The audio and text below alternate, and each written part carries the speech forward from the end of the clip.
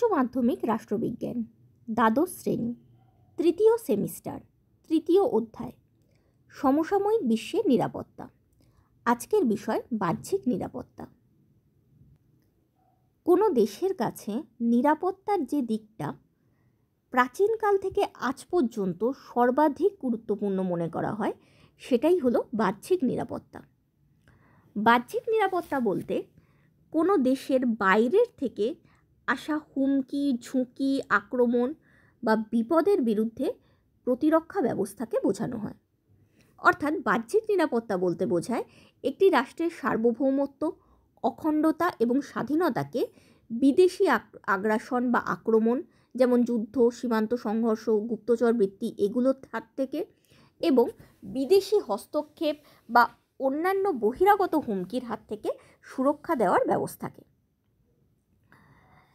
এই বাহ্যিক নিরাপত্তা শুধুমাত্র সামরিক নিরাপত্তা না হয়ে অর্থনৈতিক বা কূটনৈতিক নিরাপত্তাও হতেই পারে।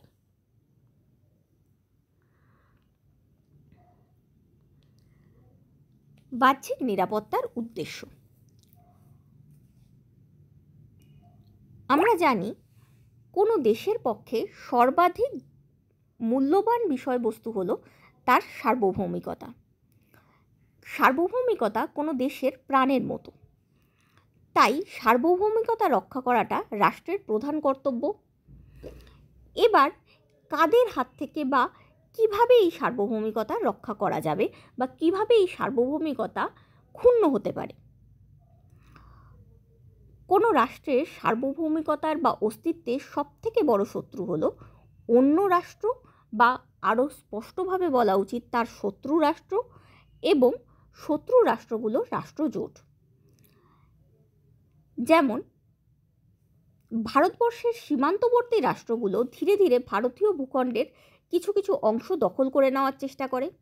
এইভাবে যদি দখল করতে থাকে তাহলে একসময় পুরো ভারতবর্ষটাকেই তারা দখল করে নেবে এবং ভারতের অস্তিত্ব তথা সার্বভৌমিকতা বিনষ্ট হবে।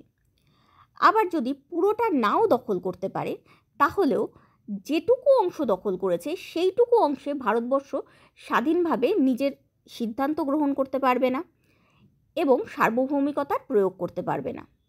উদাহরণস্বরূপ পাক অধিকৃত কাশ্মীরের কথা বলা যেতে পারে। ওই অংশটাতে ভারতবর্ষের সার্বভৌমিকতা ক্রমশ ক্ষীণ হয়ে এসেছে। তাই এই রকম পার্শ্ববর্তী রাষ্ট্র যারা কোনো দেশের ভূখণ্ড দখল করতে পারে, তারা হলো সেই দেশের সার্বভৌমিকতার চরম শত্রু। এছাড়াও অনেক ক্ষেত্রে বিভিন্ন রাষ্ট্রজোটও কোনো দেশের সার্বভৌমিকতার শত্রু হয়ে উঠতে পারে। যেমন ঠান্ডা যুদ্ধের সময় ন্যাটো বা ওয়ারসয়ের মতো রাষ্ট্রজোটগুলো বিপক্ষ রাষ্ট্রজোটের বা বিপক্ষ রাষ্ট্রগুলির সার্বভৌমিকতার শত্রু রূপে বা সার্বভৌমিকতার হুমকি রূপে আত্মপ্রকাশ করেছিল। তাই এই ধরনের শত্রু রাষ্ট্র বা শত্রু রাষ্ট্রজোট থেকে নিজের দেশকে রক্ষা করা, দেশের সার্বভৌমত্বকে রক্ষা করাটা হলো বাহ্যিক নিরাপত্তার অন্যতম উদ্দেশ্য। কিন্তু শুধু সার্বভৌমিকতাই নয়, দেশের অস্তিত্ব এবং দেশের স্বাধীনতা রক্ষা করাটাও বাহ্যিক নিরাপত্তার উদ্দেশ্য। যেমন ইংরেজরা যখন ভারতবর্ষ দখল করেছিল, তখন ভারত দেশের সার্বভৌমিকতাও ছিল না, স্বাধীনতাও ছিল না। তাই বলতে গেলে ভারত দেশের অস্তিত্বই ছিল না। আবার 1947 সালে ভারত দেশের অস্তিত্ব পুনরায় প্রতিষ্ঠিত হয়। তাই এই দেশের স্বাধীনতা রক্ষা করাটাও বাহ্যিক নিরাপত্তার উদ্দেশ্য। এই স্বাধীনতা এবং সার্বভৌমিকতা ছাড়াও আঞ্চলিক অখণ্ডতা রক্ষা করাটাও বাহ্যিক নিরাপত্তার উদ্দেশ্য। আঞ্চলিক অখণ্ডতা বলতে বোঝানো হচ্ছে যে সীমান্তবর্তী যে রাজ্যগুলো রয়েছে বা যে অঞ্চলগুলো রয়েছে, সেগুলি যেন ধীরে ধীরে দেশের দখলের বাইরে না চলে যায়, সেই ধরনের খণ্ড যেন না হয়ে যায়, সেই অখণ্ডতাকে রক্ষা করাও দেশের উদ্দেশ্য। এছাড়াও নাগরিকদের জীবন এবং সম্পত্তি সুরক্ষিত রাখাও বাহ্যিক নিরাপত্তার উদ্দেশ্য। অর্থাৎ আমরা স্বাধীনভাবে শান্তিতে বাঁচছি, এক্ষুনি যদি কোনো একটা বোম এসে আমাদের ওপর পড়ে, তাহলে অন্য দেশ থেকে আসা কোনো বোম যদি আমাদের ওপর পড়ে তাহলে আমাদের প্রাণহানিও হতে পারে, আমাদের সম্পত্তিও নষ্ট হতে পারে। এইগুলোর হাত থেকেও নাগরিকদের রক্ষা করাটা বাহ্যিক নিরাপত্তার উদ্দেশ্য। বাহ্যিক নিরাপত্তার প্রতিবন্ধকতা। বাহ্যিক নিরাপত্তার প্রথম প্রতিবন্ধকতা হলো সামরিক আগ্রাসন বা অন্য দেশের সীমান্তবর্তী এরিয়ায় ধীরে ধীরে এগিয়ে আসা, সীমান্তবর্তী ভূখণ্ড দখল করা। আমরা জানি ভারতবর্ষের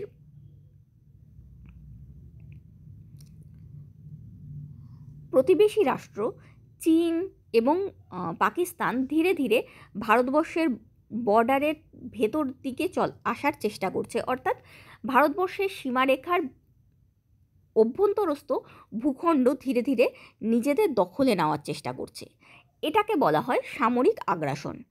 এক্ষেত্রে আমরা কার্গিল যুদ্ধের কথা মনে করতে পারি। কার্গিলের যে উচ্চ পার্বত্য অঞ্চলগুলি আছে, যেখানে শীতকালে ভারতীয় সেনারা থাকতে পারে না, তারা নিচে নেমে আসে, সেই অঞ্চলগুলিতে চরম শীতের সময় পাকিস্তান নিজেদের লোক একটু একটু করে ঢুকিয়ে দিয়েছিল।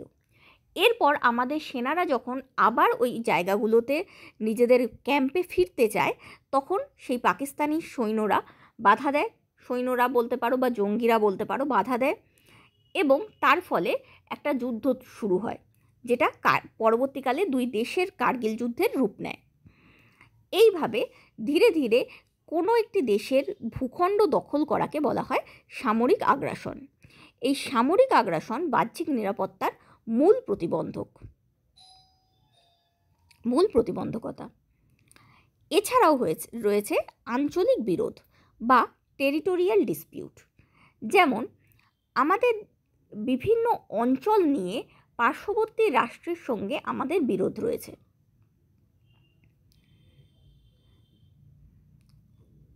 উদাহরণস্বরূপ কাশ্মীরের কথা তো বলা যেতেই পারে। কাশ্মীর ছাড়াও বলা যেতে পারে অরুণাচল প্রদেশের কথা। চীন অরুণাচল প্রদেশকে নিজেদের অংশ বলে বা অরুণাচল প্রদেশের একটা বিশাল অংশকে নিজেদের ভূখণ্ড বলে দাবি করে। এই রকম কোনো একটা অঞ্চলকে ঘিরে যদি দুটো দেশের মধ্যে বিরোধ বাঁধে, সেই ধরনের আঞ্চলিক বিরোধও বাহ্যিক নিরাপত্তার প্রতিবন্ধকতা।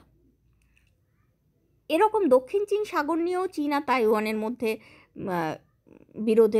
বিরোধ রয়েছে। এরকম বিভিন্ন দেশে সীমান্তবর্তী অঞ্চল নিয়ে দুটো দেশের মধ্যে বিরোধ দেখা যায়। বাহ্যিক নিরাপত্তার আরেকটা প্রতিবন্ধকতা হলো সীমান্ত পারে সন্ত্রাসবাদ।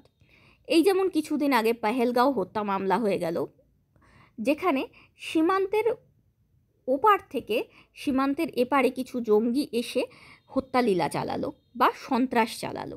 এই সীমান্ত পারের সন্ত্রাসবাদও বাহ্যিক নিরাপত্তার একটি প্রতিবন্ধকতা। তাছাড়াও রয়েছে সাইবার আক্রমণ।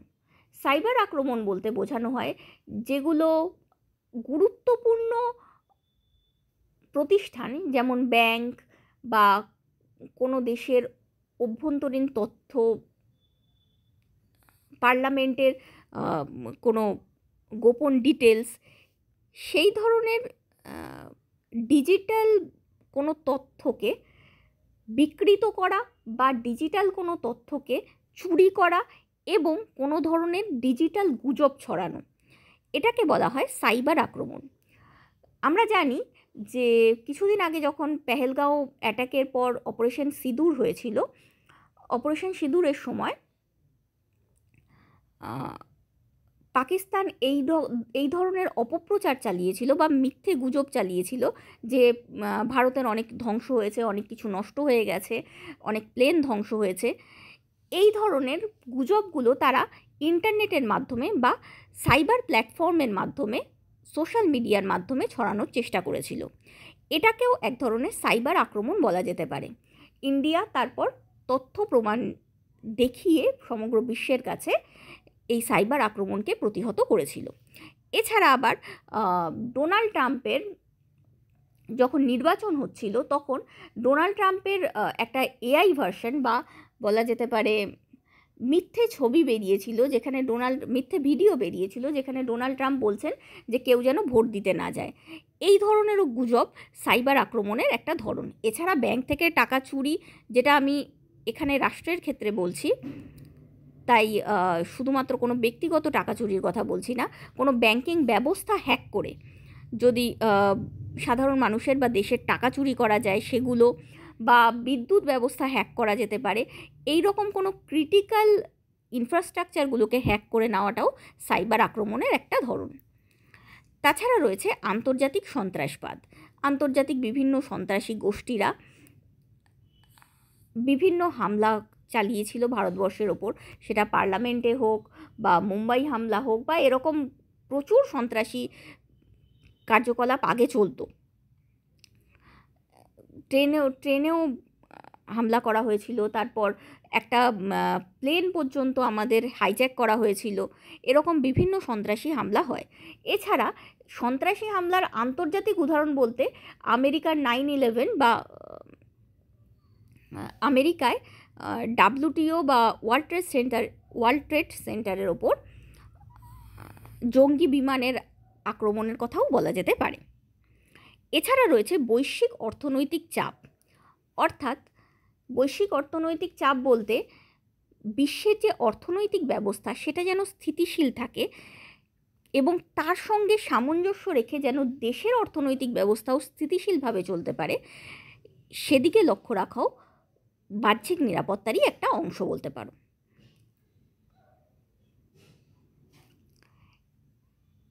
এবার আসছি বাহ্যিক নিরাপত্তা রক্ষার উপাদানে। বাহ্যিক নিরাপত্তা রক্ষার প্রাথমিক উপাদান হলো সামরিক শক্তি বৃদ্ধি করা। সেনাবাহিনী, নৌবাহিনী, বিমান বাহিনী রাষ্ট্রের সীমান্ত রক্ষা করে। এছাড়াও যুদ্ধকালীন নিরাপত্তা নিশ্চিত করে। অর্থাৎ যদি অন্য কোনো দেশ আমাদের ওপর আক্রমণ করে, অথবা ওই যেরকম বললাম ভূখণ্ডের দিকে এগিয়ে আসে, একটু একটু করে ভূখণ্ড দখল করার চেষ্টা করে, তাহলে সেনাবাহিনী, নৌবাহিনী এবং বিমান বাহিনী আমাদেরকে ওই দেশের আক্রমণের হাত থেকে, অন্য দেশের আক্রমণের হাত থেকে রক্ষা করে এবং যুদ্ধকালীন নিরাপত্তা নিশ্চিত করে। এছাড়াও আধুনিক অস্ত্র নির্মাণ ও সংগ্রহ, প্রযুক্তির উন্নতির প্রচেষ্টা, যেমন মিসাইল, ড্রোন, স্যাটেলাইট নজরদারি, ব্যালিস্টিক মিসাইল, দূরপাল্লার আক্রমণ চালানোর সক্ষমতা, সাইবার ওয়ারফেয়ার করার ক্ষমতা বৃদ্ধি প্রভৃতি সামরিক শক্তি বৃদ্ধির সহায়ক বা দেশের নিরাপত্তা রক্ষার সহায়ক। এক্ষেত্রে ইসরায়েলের আয়রন ডোম মিসাইল ডিফেন্স সিস্টেমের কথা বলা যেতে পারে, যার ফলে কোনো মিসাইল তাদের দেশের দিকে ছুটে আসলে সেটা আকাশেই ধ্বংস হয়ে যায়। ভারতবর্ষের S-400ও ভারত পাকিস্তান যুদ্ধের সময় একই ধরনের সুনাম বা সুখ্যাতি অর্জন করেছিল, যে অন্য দেশ থেকে কোনো আক্রমণ আসলে জনসাধারণ যাতে কোনোভাবে ক্ষতিগ্রস্ত না হয় সেই নিশ্চয়তা এই ধরনের ডিফেন্স সিস্টেম দেয়। এছাড়াও যুদ্ধের সময় কার্যকর রণকৌশল ও সৈন্যদের উচ্চমানের প্রশিক্ষণের ব্যবস্থা করলেও যুদ্ধের সাফল্যের চান্স অনেক বেড়ে যায়। তাছাড়া পরমাণু অস্ত্রের চাপ সৃষ্টির মাধ্যমে শত্রু দেশকে হুমকি দেওয়ার ক্ষমতা থাকলেও যুদ্ধ না করেও আন্তর্জাতিক প্রাঙ্গণে নিজের মত প্রতিষ্ঠিত করার অনেক সুবিধাজনক হয়ে ওঠে, যেমন ভারত পাকিস্তানের পারমাণবিক শক্তির কথা বলা যেতে পারে। এই প্রসঙ্গটাতে আমরা এবার আসছি যে বাহ্যিক নিরাপত্তার দ্বিতীয় উপাদান হলো যুদ্ধবিরোধী নীতি। এই যুদ্ধবিরোধী মেনলি দু ধরনের নীতি রয়েছে। এক হচ্ছে নিবৃত্তি আর দ্বিতীয় হচ্ছে প্রতিরক্ষা। নিবৃত্তি মানে হলো এমন একটা কৌশল যার মাধ্যমে সম্ভাব্য শত্রুকে ভয় দেখিয়ে আক্রমণ বা হুমকির থেকে বিরত রাখা হয়, অর্থাৎ যুদ্ধকে প্রতিরোধ করা হয়। যেমন যদি কোনো দেশ আমাদের দেশের ওপর পরমাণু হামলা চালায়, তাহলে সেই দেশকে ভয় পেতে হবে, কারণ আমাদের দেশেও পরমাণু বোমা আছে এবং আমরাও প্রতিরক্ষায় বা বলা যেতে পারে প্রতিশোধের জন্য সেই দেশের ওপর পরমাণু আক্রমণ করতে পারি। তাই এই ধরনের অস্ত্র বা এই ধরনের সক্ষমতা যে দেশগুলোর আছে, সেই দেশগুলো অপর দেশকে শুধুমাত্র ভয় দেখিয়ে কোনো বাস্তবে কোনো স্টেপ না নিয়ে যে তোমরা যদি আক্রমণ করো তাহলে আমরাও করতে পারি, শুধুমাত্র এই ভয় দেখিয়ে আক্রমণ থেকেই বিরত রাখে। একে বলা হয় নিবৃত্তি। আর যুদ্ধবিরতি নীতির অপর অংশ হলো প্রতিরক্ষা, যেখানে বাস্তবে আক্রমণ হয়ে যায় এবং সেই আক্রমণ ঠেকানো এবং তার প্রতিশোধ নেওয়ার জন্য আমরা কিছু করি, সেটাকে বলা হয় প্রতিরক্ষা। অর্থাৎ সামরিক ও কৌশলগত প্রস্তুতি নিয়ে রাখা, যার ফলে বাহ্যিক আক্রমণ হলে আমরা যেন সেটাকে সহজেই প্রতিহত করতে পারি। সেই সিস্টেমটাকে বলা হয় প্রতিরক্ষা বা যুদ্ধের সীমিতকরণ পদ্ধতি। বাহ্যিক নিরাপত্তা রক্ষার অপর উপাদান হলো শক্তি সাম্য রক্ষা।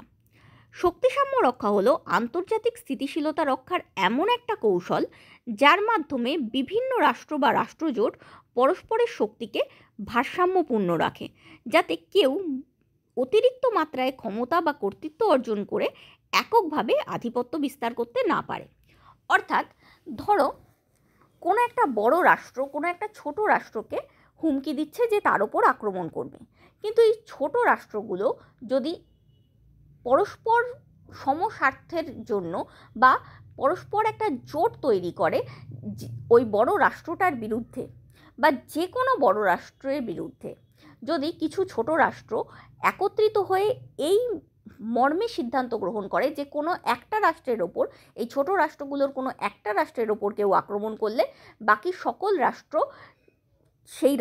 সেই ছোট রাষ্ট্রটাকে সাহায্য করবে, তাহলে অটোমেটিক্যালি প্রতিপক্ষ যতই শক্তিশালী হোক না কেন সে আক্রমণ করে না বা আক্রমণ করার থেকে বিরত থাকে। এইভাবে যুদ্ধকে অনেকটাই ঠেকানো যেতে পারে। আমরা একটা উদাহরণ দিতে পারি যে ধরো কোনো একটা খুবই শক্তিশালী একজন লোক, সে একটা দুর্বল লোকের ওপর আক্রমণ করছে, তাহলে দুর্বল লোকটা অটোমেটিক্যালি ভয় পেয়ে যাবে। কিন্তু ওই দুর্বল লোকের যদি এরকম কিছু কানেকশানস থাকে যে সেই দুর্বল লোকটার ওপর আক্রমণ হলে সঙ্গে সঙ্গে আরও 4টে লোক চলে আসবে এবং 5 জনে একসাথে শক্তিশালী লোকটার ওপর চড়াও হবে, তাহলে কোনোভাবেই শক্তিশালী লোকও সাহস পেয়ে ওঠে না ওই দুর্বল লোকের ওপর আক্রমণ করার। একেই বলা হয় শক্তির ভারসাম্য রক্ষা। অর্থাৎ তুমি যতটা শক্তিশালী আমি ততটা না হলেও আমি একটা জোট গঠন করে তোমার প্রায় সমকক্ষই হয়ে যাব। আবার এটা আমি বললাম একটা দুর্বল এবং অপরটা শক্তিশালী রাষ্ট্রের ক্ষেত্রে, কিন্তু এটা এরকমও হতে পারে যে কোনো একাধিক শক্তিশালী এবং বড় রাষ্ট্র একাধিক ছোট এবং শক্তিশালী রাষ্ট্রের বিরুদ্ধেও জোট গঠন করতে পারে, যেটা দেখা গেছিল দ্বিতীয় বিশ্বযুদ্ধের সময়।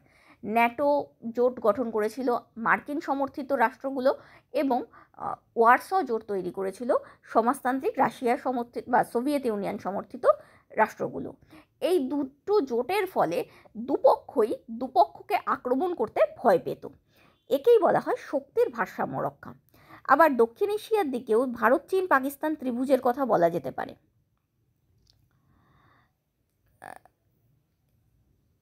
এই 3টে দেশের সম্মিলিত প্রচেষ্টার ফলে বাইরের কোনো দেশ আমেরিকা বা রাশিয়া এই দক্ষিণ এশিয়াকে চট করে আক্রমণ করে না। একেই বলা হয় শক্তির ভারসাম্য রক্ষা বা শক্তি সাম্য রক্ষা। বাহ্যিক নিরাপত্তা রক্ষার অপর উপাদান হলো সীমান্ত নিরাপত্তা, যেটা আমরা সকলেই জানি যে সীমান্তরক্ষী বাহিনী, যেমন ভারতবর্ষের ক্ষেত্রে বিএসএফ, পাকিস্তানের ক্ষেত্রে রেঞ্জার্স বা বাংলাদেশের ক্ষেত্রে বিজিবি, এরা সীমান্তে অনুপ্রবেশ, চোরাচালান, বৈধতা বহির্ভূত যে কোনো কার্যকলাপকে প্রতিরোধ করে। তাছাড়াও সীমান্তে আধুনিক প্রযুক্তির মাধ্যমে যদি নজরদারির ব্যবস্থা করা যায়, যেমন CCTV, drone, sensor, biometric system, এগুলো যদি লাগানো যেতে পারে, তাহলেও সীমান্তের এক পার থেকে অপর পারে অবৈধভাবে কিছুর অনুপ্রবেশ আটকানো যেতে পারে। যেমন যদি সিসিটিভি থাকে, কে কখন কি করছে সেটাকে ঘরে বসেই মনিটর করা যায় এবং যদি কোনো জায়গায় কেউ অনুপ্রবেশ করতে থাকে তাকে বাধা দেওয়া যেতে পারে। তারপর সেন্সার মানে হলো এমন কিছু যে তুমি ওই অংশের ওপর দিয়ে গেলেই কোনো একটা সাউন্ড হবে বা কোনো একটা আলো জ্বলবে, যার ফলে লোকে বুঝতে পারবে যে কোনো অনুপ্রবেশ হচ্ছে। এই ধরনের বিভিন্ন সিস্টেম বা বায়োমেট্রিক সিস্টেম, এই ধরনের বিভিন্ন সিস্টেমের ফলে সীমান্ত রক্ষা করা আরও বেশি সহজ হয়ে উঠেছে। এছাড়াও অবৈধ অনুপ্রবেশ এই পদ্ধতিগুলোর মাধ্যমে রোধ করে, যেমন শত্রু, গুপ্তচর, সন্ত্রাসী বা পাচারকারীদের আটকানোর ব্যবস্থা গ্রহণ করেও বাহ্যিক নিরাপত্তা রক্ষা করা যেতে পারে। বাহ্যিক নিরাপত্তা রক্ষার অপর উপাদান হলো কূটনৈতিক কৌশল বা বৈদেশিক নীতি। যেমন সব দেশ যদি অন্য দেশগুলোর সঙ্গে সুসম্পর্ক বজায় রাখে বিভিন্ন সংগঠনের মাধ্যমে, তাহলে কোনো দেশই অপর দেশকে আক্রমণ করবে না, সেক্ষেত্রে অটোমেটিক্যালি বাহ্যিক নিরাপত্তা রক্ষিত হবে। এছাড়া বিভিন্ন আন্তর্জাতিক সংস্থায়, যেমন সম্মিলিত জাতিপুঞ্জ, ন্যাটো বা এশিয়ান, এই ধরনের সংস্থায় যদি প্রত্যেক দেশ অংশগ্রহণ করে এবং সক্রিয়ভাবে ভূমিকা পালন করে, তাহলেও এই ধরনের যুদ্ধ আটকানো যেতে পারে। তাছাড়াও দুটো দেশের মধ্যে যদি কোনো বিষয় নিয়ে ডিসপিউট তৈরি হয়, তাহলে আলোচনার মাধ্যমেও, মানে যুদ্ধ ছাড়াও কোনো বিকল্প সমাধানের মাধ্যমেও, যেমন রাষ্ট্রদূতের মাধ্যমে, কনসুলেটের মাধ্যমে বা আন্তর্জাতিক চুক্তি বা আলোচনার মাধ্যমেও যুদ্ধকে আটকানো যেতে পারে। এছাড়া তো জোট গঠনের মাধ্যমে নিরাপত্তা রক্ষা করা এমনিও সম্ভব, যেটা আগে ডিসকাস করেছি, যে কোনো সম্ভাব্য সামরিক আক্রমণ প্রতিরোধ করার জন্য সমজাতীয় স্বার্থের বন্ধনে আবদ্ধ দুই বা ততোধিক রাষ্ট্র যখন নিজেদের কার্যকলাপের মধ্যে সমন্বয় সাধনের ভিত্তিতে কোনো সংগঠন গড়ে তোলে, তখন তাকে সামরিক জোট বলা হয়। অর্থাৎ কোনো দুটো রাষ্ট্রের যদি সেম শত্রু হয়, তাহলে শত্রুর শত্রু বন্ধু হিসেবে এই দুটো রাষ্ট্র যদি জোট গঠন করে এবং একজনের ওপর আক্রমণ হলে অপরজনও যদি তাকে রক্ষা করতে ঝাঁপিয়ে পড়ে, তাহলে সেটাকে বলা হয় রাষ্ট্রজোট। এইভাবেও অনেক সময় যুদ্ধ আটকানো যেতে পারে। শুধু যুদ্ধের সময় সাহায্য করে নয়, যখন অপরপক্ষ জানতে পারে যে ওরা কোনো রাষ্ট্রজোটের অংশ বা ওর ওপর আক্রমণ করলে আরও দুটো রাষ্ট্র আমার দিকে আক্রমণের জন্য ধেয়ে আসবে, তখন তারা এমনিই বিরত থাকে। এইভাবেও যুদ্ধকে ঠেকানো যেতে পারে। এই জোট গঠনেরই একটা নীতি হলো যৌথ প্রতিরক্ষা নীতি বা প্রতিরক্ষা চুক্তি। এই যৌথ প্রতিরক্ষা চুক্তি অনুসারে একটা দেশের ওপর আক্রমণ হলে যারা চুক্তির বাকি দেশগুলো, তারাও সেটাকে নিজের ওপর আক্রমণের মতোই ট্রিট করবে এবং শত্রু রাষ্ট্রের সঙ্গে একজোট হয়ে লড়বে, শত্রু রাষ্ট্রের বিপক্ষে একজোট হয়ে লড়বে। এরকম যেমন ভারত মার্কিন প্রতিরক্ষা সহযোগিতা চুক্তি রয়েছে।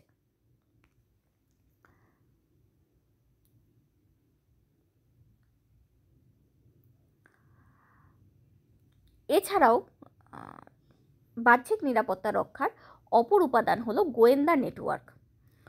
ভারতের বিভিন্ন গোয়েন্দা সংস্থা যেমন র বা পাকিস্তানের আইএসআই বা মার্কিন যুক্তরাষ্ট্রের সিআইএ প্রভৃতির মাধ্যমে গুপ্তচর বৃত্তি এবং পাল্টা গুপ্তচর বৃত্তি করেও শত্রু দেশের পরিকল্পনা জানা যেতে পারে এবং পরিকল্পনা এক্সিকিউট হওয়ার আগেই আটকে দেওয়া যেতে পারে।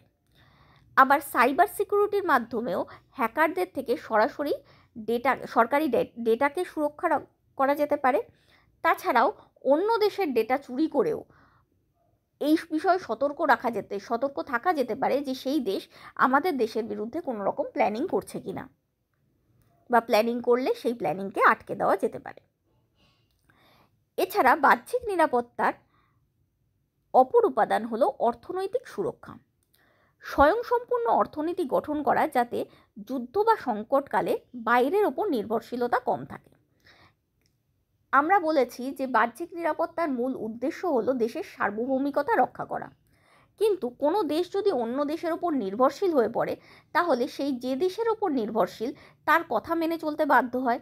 সেক্ষেত্রে সার্বভৌমিকতা বা স্বাধীনতা অতটা প্রভাবশালী হয় না, তাদের স্বাধীনতা অনেকাংশেই ক্ষুণ্ণ হয়। যেমন আমরা পাকিস্তানের কথা বলতে পারি। পাকিস্তান ইসলাম ধর্মাবলম্বী রাষ্ট্রগুলোকে চিরকালই সমর্থন করে, কিন্তু বর্তমানে পাকিস্তানের আর্থিক অবস্থা খারাপ হওয়ায় মার্কিন যুক্তরাষ্ট্রকে পাকিস্তান ইসলাম ধর্মাবলম্বী দেশগুলোর বিরুদ্ধে যুদ্ধে সহায়তা করতে এক প্রকার বাধ্য হয়েছে। তার জন্য আগেই প্রয়োজন যে আমরা যাতে এরকম অন্যের কথায় চলতে বাধ্য না হই, বা জাতীয় স্বার্থের বা নিজের ইচ্ছার পরিপন্থী কোনো ডিসিশন নিতে বাধ্য না হই, তার জন্য অর্থনৈতিকভাবে স্বনির্ভর এবং উন্নত হওয়া একান্ত প্রয়োজনীয়। এছাড়াও যুদ্ধের সময় তেল, গ্যাস, খাদ্য, ওষুধ এগুলো যদি বাইরের থেকে আনতে হয় তাহলে অনেক বেশি অসুবিধা হয়। তাই এগুলো মজুত রাখা বা এগুলো নিজের দেশেই উৎপাদন করতে পারলে অর্থনৈতিক সুরক্ষা পাওয়া যায়। তাছাড়াও বৈদেশিক বাণিজ্যকেও নিয়ন্ত্রণ করতে হয়। কেন?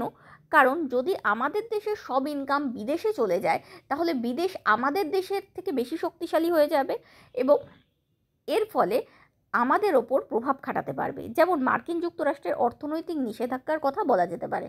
অর্থাৎ অন্য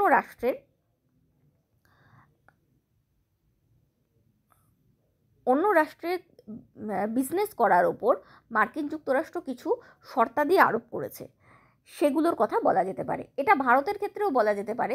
ভারতের একটা কমন শর্ত হলো, অন্য দেশের কোনো বিজনেসম্যান যদি ভারতে বিজনেস করতে চায় তাহলে ভারতের একটা কমন শর্ত হয় যে এখানকার লোককে এমপ্লয় করতে হবে, যাতে কর্মসংস্থানও হয়। তাই বৈদেশিক বাণিজ্যকে নিয়ন্ত্রণ করা এবং শত্রু দেশের সঙ্গে বাণিজ্য সীমিত করাও হলো অর্থনৈতিক সুরক্ষার একটা হাতিয়ার। শত্রু দেশের সঙ্গে বাণিজ্য সুরক্ষা করার কথা বলতে হয়, এই কিছুদিন আগে যেমন ভারত আর মালদ্বীপের সম্পর্ক একটু খারাপ হয়েছিল। সেক্ষেত্রে ভারত থেকে মালদ্বীপে ট্যুরিস্টের সংখ্যা কমানোর ভারতবর্ষ চেষ্টা করেছে এবং তার ফেভারে প্রচারও করেছিল যে মালদ্বীপে কম যাওয়া উচিত। কারণ যদি আমরা সেই দেশকে টাকা দিতে থাকি যেই দেশ আমাদেরই ক্ষতি করে, তাহলে ওই টাকাগুলোকেও আমাদের ক্ষতিরই কাজে লাগাবে, সেক্ষেত্রে আমাদেরই ক্ষতি বেশি বাড়বে। তার জন্য আবার তুর্কি যেমন পাকিস্তানকে ভারতের বিরুদ্ধে যুদ্ধে সাহায্য করেছিল, তাই ভারত তুর্কির সঙ্গে অনেক রকম বিজনেস কম করে দিয়েছে, যাতে তুর্কিও কম ইনকাম করে এবং ইনকাম কম করার ফলে পাকিস্তানকেও কম সাহায্য করতে পারে। তাতেও ঘুরিয়ে যুদ্ধের ক্ষেত্রে বা বাহ্যিক নিরাপত্তা রক্ষার ক্ষেত্রে ভারতের সুবিধা হবে। এছাড়াও বাণিজ্যিক চাপ সৃষ্টি করেও প্রভাব বিস্তার করা যেতে পারে, যেটা আমেরিকা সবসময় করে, সবার ওপর করে। তাছাড়া বাণিজ্যিক সহযোগিতা বৃদ্ধি ও অর্থনৈতিক জোট গঠনের মাধ্যমেও শত্রু দেশকে বা আধা শত্রু দেশকে মিত্র দেশে রূপান্তরিত করে যুদ্ধ আটকানো সম্ভব বা বাহ্যিক নিরাপত্তা রক্ষা সম্ভব। এছাড়া বাহ্যিক নিরাপত্তার অন্যতম উপাদান হলো জনসমর্থন এবং জাতীয় ঐক্য। মানুষের মধ্যে দেশপ্রেম এবং জাতীয়তাবোধ জাগিয়ে তুলে যুদ্ধ বা সংকটে জনগণের সমর্থন আদায় করা এবং সর্বোপরি যুদ্ধ বা সংকটের সময় আমাদের দেশের লোক যাতে বিদেশের লোককে সাহায্য না করে বা বিরোধী লোককে সাহায্য না করে সেটা নিশ্চিত করা। তাছাড়াও সামাজিক স্থিতিশীলতা রক্ষা, যেমন ধর্মীয় ও জাতিগত বিভেদ বিভেদ যেন না থাকে সেরকম ব্যবস্থা করা হলো বাহ্যিক নিরাপত্তা রক্ষার অন্যতম উপাদান। অর্থাৎ আন্তর্জাতিক সহযোগিতা, সেনাবাহিনীর ক্ষমতা বৃদ্ধি, গোয়েন্দা বাহিনীর নেটওয়ার্ক বৃদ্ধি, জাতীয়তাবোধ জাগ্রতকরণ, অর্থনৈতিকভাবে স্বনির্ভর হওয়া, বিভিন্ন কূটনৈতিক কৌশলের মাধ্যমে বিভিন্ন দেশের সঙ্গে জোট গঠন এবং মৈত্রীর সম্পর্ক গড়ে তোলা, এগুলো হলো বাহ্যিক নিরাপত্তা রক্ষার বিভিন্ন উপায়। কিন্তু যদিও আমরা এটা অস্বীকার করতে পারবো না যে কোনো দেশের পক্ষে নিজের অস্তিত্ব রক্ষা করার জন্য সামরিক শক্তির ব্যবহার অপরিহার্য, কিন্তু তা সত্ত্বেও আমরা সবাই জানি যে যুদ্ধ বা সামরিক শক্তির ব্যবহারের ফলে প্রত্যেক দেশেরই কিছু না কিছু ক্ষতি হয়। প্রথম ক্ষতি হলো যে আন্তর্জাতিক শান্তি ও নিরাপত্তা যেমন ব্যাহত হয়, তেমনি দুই দেশেরই সৈন্য মারা যায়। সেক্ষেত্রেও দুই দেশের যে সামাজিক স্থিতিশীলতা সেটাও কিছুটা হলেও নষ্ট হয়। এছাড়াও যুদ্ধের ফলে যে গোলাগুলি হয় তার ফলে পরিবেশ দূষণ হয়। তাছাড়াও যুদ্ধে অর্থ বিনিয়োগের ফলে কিছু অর্থ শুধুমাত্র যুদ্ধ পারপাসেই ক্ষতিগ্রস্ত হয়ে যায়। সেই টাকাগুলোকে যদি আমরা অন্য কোনো পারপাসে ইউজ করতে পারি তাহলে সমগ্র মানব সমাজের উন্নয়ন সম্ভব। তাই এই যুদ্ধের ফলে যে অর্থনৈতিক ক্ষতি হচ্ছে সেই ক্ষতিটা আটকানোও জরুরি। এছাড়াও আজকালকার দিনে পারমাণবিক যুদ্ধের ভয়, বিশেষ করে হিরোশিমা নাগাসাকিতে যে ঘটনা ঘটেছে তারপর পারমাণবিক যুদ্ধের ভয় প্রত্যেকটা রাষ্ট্রের মধ্যেই রয়েছে। তাই এই ধরনের যুদ্ধকে আটকানো, শুধু পারমাণবিক যুদ্ধ নয়, আজকের দিনে এত নতুন নতুন উন্নত অস্ত্র হয়েছে, সেই সমস্ত অস্ত্রের প্রতি প্রতিটা রাষ্ট্রের মনেই ভয় রয়েছে। প্রতিটা রাষ্ট্রই চায় নিজেদের লোকজনকে এবং সম্পত্তিকে সেফ রাখতে। এই সেফ রাখার জন্য প্রত্যেকটা রাষ্ট্রই একটু হলেও যুদ্ধের প্রতি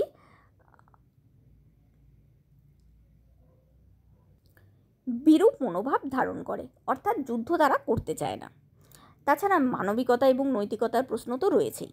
এই সব কারণে সামরিক দ্বন্দ্বমূলক পদ্ধতির পরিবর্তে বর্তমানে বাহ্যিক নিরাপত্তার ক্ষেত্রেও আন্তর্জাতিক সহযোগিতামূলক পদক্ষেপ গ্রহণ করা হচ্ছে। আন্তর্জাতিক সহযোগিতামূলক পদক্ষেপ বলতে কি বলা হচ্ছে?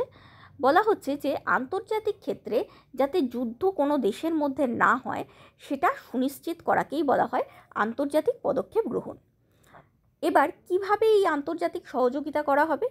মূলত দুটো উপায়।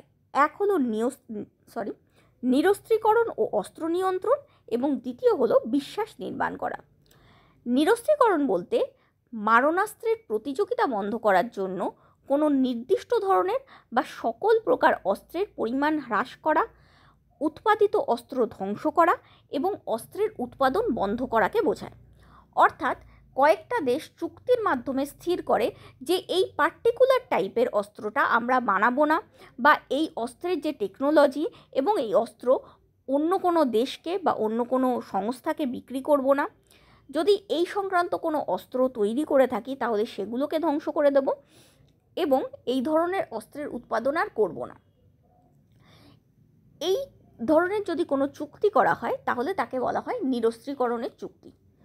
এবার এইভাবে ধীরে ধীরে আমরা কোনো অস্ত্রই বানাবো না সেদিকে চলে যাওয়াটাই আন্তর্জাতিক সহযোগিতার এগিয়ে যাওয়াটাই আন্তর্জাতিক সহযোগিতার মূল লক্ষ্য। কিন্তু সেটা যদিও বা সম্ভব না হয়, কিছু স্পেশাল টাইপ অফ অস্ত্র যেটা সমগ্র বিশ্বে ধ্বংস আনতে পারে, যেমন আমরা জৈব অস্ত্রের কথা বলতে পারি।